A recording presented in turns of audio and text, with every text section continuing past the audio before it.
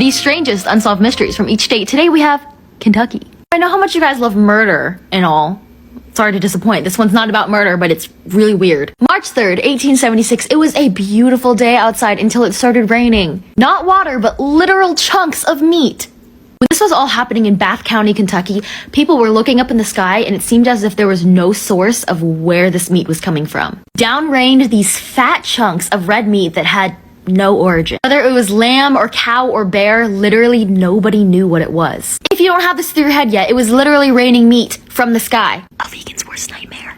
There is no actual explanation as to why this happened or even what it was. The only theory that arose was that some vultures had gorged themselves on some food and while flying overhead, they threw up everywhere. While this was back in 1876, they did save some of the meat in this jar and it is still in there today.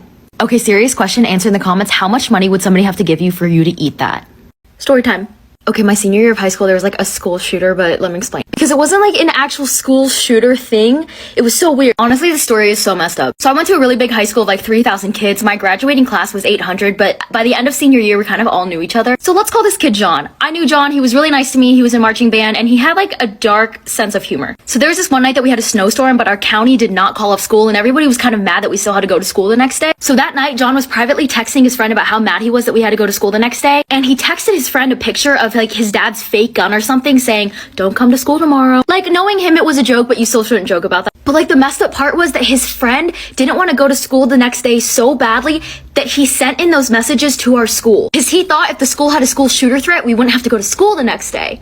So he told on his friend so we didn't have to go to school the next day. But we still had school the next day. And a lot of parents took it seriously, wouldn't let their kid go to school the next day. My dad made me go. Anyways, he got suspended and then he came back. Okay, story time. This is really creepy and really unsettling. So this girl and her brother, let's call her Amanda, rode the same bike path every day, 3 times a day. One day they decided to take a different path and they passed this old camper with this creepy old man sitting outside of it. So he starts yelling at them and he goes, "Hey, where are you from? How old are you? Come here." Of course they ignored him and kept pedaling, and I don't think he liked that because he got up and started chasing after them. Of course he was an old man who was running and they had bikes, but it's still weird. Later on, Amanda and her brother made friends with this girl who was a little bit younger than them and they would hang out together. They were all hanging out when Amanda and her brother went inside and Emma said that she was going to go for a walk. An hour later, it was dark and nobody had seen Emma, and that's when everybody started realizing that nobody knew where Emma was. Amanda and her brother tell her parents about the creepy old man that they saw the other day, and they take them to the camper. So they knock on the camper, he answers the door, and they ask if he's with anybody. He's like, "No, I'm alone." Then they hear a really faint noise that kind of sounds like a girl, and he slams the door in their faces. So Amanda and Emma's parents call the police. The police get there, they bust through the door, and guess who they find? Emma. Anyways, he was arrested for kidnapping.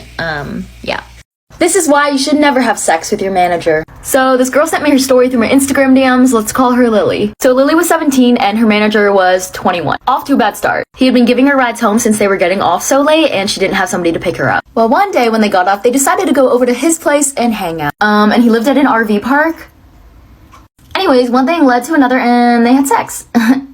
God's chemistry formula. So then a few months later, Lily gets a boyfriend and she wants to get on the pill. Please don't ask in the comments what any of the terminology is in this video because if you don't know, you should not be watching this. Anyways, when you get on the pill, they make you take an STD test just to be safe. And what happened? You guessed it. Her manager gave her gonorrhea. And her boyfriend ended up getting it too, so they both had to take a pill for it and get a shot in their butt cheek. And they never told her manager. To this day. If you are the guy who is probably 23 now and 2 years ago had sex with a 17-year-old and lives in an RV park, you might have gonorrhea and might need to get yourself tested. Am I the asshole for not inviting my daughter to my wedding? I, 46-year-old male, and getting married to my fiance, 39-year-old female. We have been together for 3 years. I have 2 daughters, 18 and 19, from previous relationships. My fiance is a very sophisticated person and has very exquisite tastes. She also doesn't really care for young children, and this has created tension between her and my youngest daughter. While our plans have been delayed due to global circumstances, our plans to get married are finally going ahead. It's going to be a very lavish and expensive wedding. Due to the nature of the wedding and my fiance's preference, our wedding is also going to be child-free. We will, however, be inviting my oldest as she is no longer a child and because, unlike my youngest, her and my fiance get along well. However, I didn't realize that my youngest expected to come to the wedding. She tried to tag along with my fiancé and oldest when they were going dress shopping because she thought she was going to need a dress too. I explained to her that the wedding was going to be for adults only and that she wouldn't be attending. She started crying and getting mad, which stressed out my fiancé. She has been distraught about this for days and hasn't let it go. My parents came by to visit one day and my youngest told them what happened. When they asked for clarification on the situation, I explained to them that my daughter wouldn't be attending the wedding because the child-free rule applied to her as well. Besides, this wedding would not be suitable for a child, and I don't want my fiancé to have to deal with my daughter on the most important day of her life. Oh my gosh! I had to reread that shit. My parents told me I was being a terrible father by prioritizing my fiancé over my daughter, and that on the day of the wedding, they would take my daughter out for a special day, which means they wouldn't be in the wedding. I told them that they couldn't do that. Even if they didn't attend the wedding, I wouldn't let them take my daughter. This has become a bigger conflict than I intended. Can I roll my eyes farther back? My fiancé and I both think we're in the right for wanting a child-free wedding, but it appears I may lose my parents from the wedding over this, and I want to know if I am the right or not. So, am I the asshole? No, you're not the asshole, you're the dumbass. You're just a complete dumbass. Like, man. What? You stupid piece of shit. Am I the asshole for leaving a family gathering and insisting my mother-in-law apologize over M&Ms? My wife, 34 female, and I, 31 female, have two wonderful children together, 4-year-old twins. They were conceived with my wife's eggs and a known sperm donor, and I carried/birthed them. Both kids ended up being practical clones of my wife, so it's pretty clear to everyone who contributed to the genetic material. My in-laws had everyone together at their house earlier this month. My kids were outside playing with their cousins, and my sister-in-law and mother-in-law and I were chatting in the kitchen. At one point, my two run inside from playing and ask if they could have some M&Ms that they see on the counter.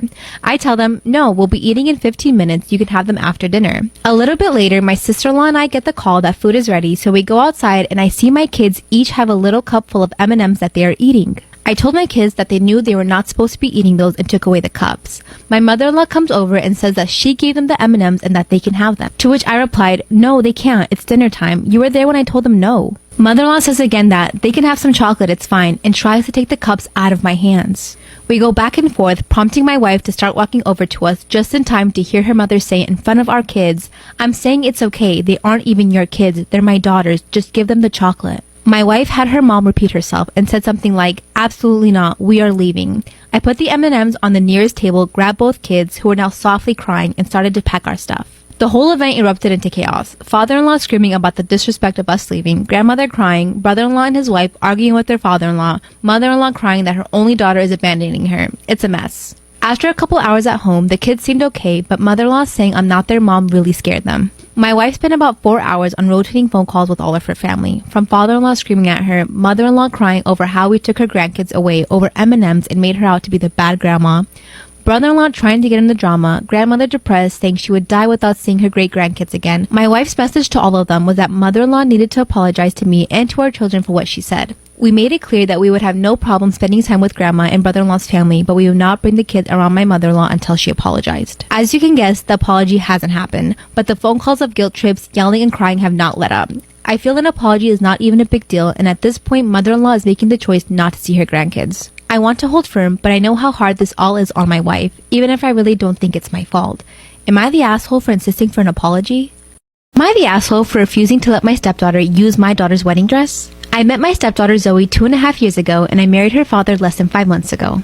It was a small and private celebration since that's what we felt was the best thing to do since I'm still grieving my daughter Lauren, who passed away from sepsis at the age of 26. She was doing okay and was getting ready for her wedding that was supposed to happen the same month she passed away. We still don't know what went wrong. I took most of her belongings, including her wedding dress. We bought it together and she put a lot of her own touches on it. Although it hurt to look at it, I made sure it's safe. My stepdaughter Zoe is younger than Lauren. She's 23. We're not very close and distance is one of the reasons why. The issue started when Zoe visited to talk about her wedding in April. We were talking about wedding dresses and she suddenly brought up Lauren's wedding dress. I asked her what about it and she said she saw it several times and it got stuck on her mind. She asked me if she could see it and I let her. She then said she'd like to wear it at her wedding. I felt uneasy. I told her I wasn't sure that was a good idea. She told me it's fine. She'll have to change a few things in it so that it can fit her size and style, but this is why I had a hard time accepting. I told her I was sorry, but I can't let her have it. She offered me money, but its sentimental value is what matters to me. She argued saying I was making things complicated and it was all right since she too is my daughter. She asked if I don't love her as much as my own daughter, and I told her my love for her is different, but she threw a fit calling me unfair and unreasonable, and I still said no. Her dad got involved in the argument, saying he doesn't see why I'm against it. I declined to discuss it anymore, but they keep bringing it up, asking if my daughter would have wanted someone else to have the opportunity to wear this dress since she unfortunately couldn't. This made me so mad, I lashed out at both of them and kept saying no. Others said I had no right to act like that. What's the point of leaving the dress in the closet when my stepdaughter can make good memories in it? Am I the asshole for not wanting to give her the dress?